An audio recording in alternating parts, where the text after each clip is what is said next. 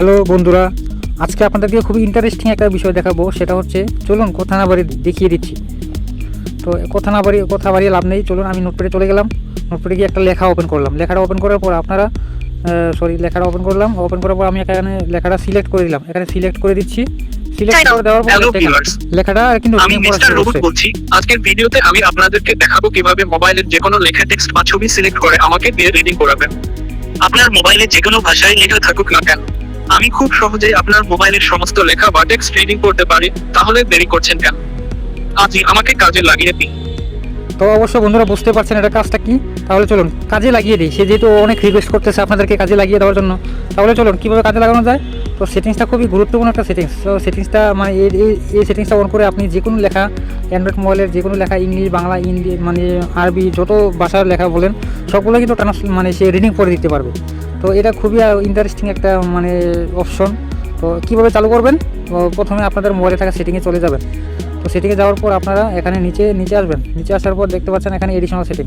তো এক একজনের এক এক জায়গায় থাকতে পারে। তো এখানে এডিশনাল সেটিংয়ে একটা ক্লিক করব। করার পর এখানে একটু নিচে আসবেন। আসার পর এখানে দেখতে পাচ্ছেন অ্যাক্সেসিবিলিটি।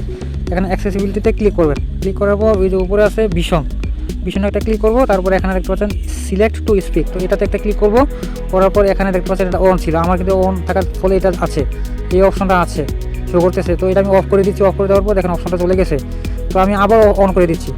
অন করা দেওয়ার পর আপনাদেরকে এখানে অ্যালাউ দিয়ে দিবেন। তারপর এখানে গট ইট ক্লিক করবেন। ক্লিক করার পর এই যে অপশনটা আসলো, এই অপশনটাতে একটা ক্লিক করবেন। ক্লিক করার পর আপনারা মোবাইলে যে কোনো লেখা একটা সিলেক্ট করবেন। এইভাবে ড্র্যাগ করে সিলেক্ট করে দিবেন। Select to speak. About select to speak.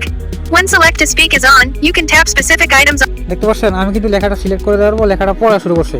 তো আমি এখানে আটকাইতে পারবো on your screen to hear. এখানে ক্লিক করে আটকাতে পারবো। তারপর এখানে প্লাস মাইনাস চিহ্ন আছে, এখানে কথা বলার স্পিডটা বাড়াইতে পারবো, কমাইতে পারবো। তো এরকম অনেক সুবিধা আছে। তো আপনারা সুবিধা লুটে নিন, ঠিক আছে। সেটিংসটা খুবই গুরুত্বপূর্ণ একটা সেটিংস, ইন্টারেস্টিং লাগছে আমার কাছে সেটিংসটা। তো আপনাদের কাছে কেমন লাগছে অবশ্যই কমেন্ট করে জানাবেন। এই যে দেখেন, তো আমি এখানে অ্যান্ড্রয়েড মোবাইলে যে কোনো জায়গায় ড্র্যাগ করে ধরে রাখবো। Memory extension. যে কোনো জায়গায় ড্র্যাগ করে ধরে রাখলে সেই লেখাটা পড়ে দিবে, ঠিক আছে। Backup and restore. Sound effects. Factory reset. খুবই গুরুত্বপূর্ণ একটা সেটিংস, আমার কাছে খুবই ইন্টারেস্টিং লাগছে সেটিংসটা। তো সেটিংসটা যদি আমরা সরাসরি কেউ খুঁজে না পান, তাহলে উপরে দেখতে পাচ্ছেন সার্চ বারে ক্লিক করবেন। সিলেক্ট টু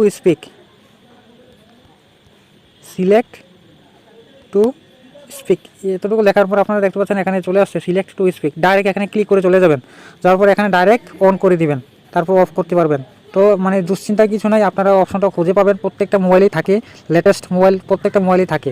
তো অপশনটা চালু করে দিন। তো অবশ্যই ভিডিওটা ভালো লাগলে একটা লাইক করবেন, কমেন্ট করবেন এবং আপনাদের মতামত জানাবেন যে ভিডিওটা কেমন লেগেছে।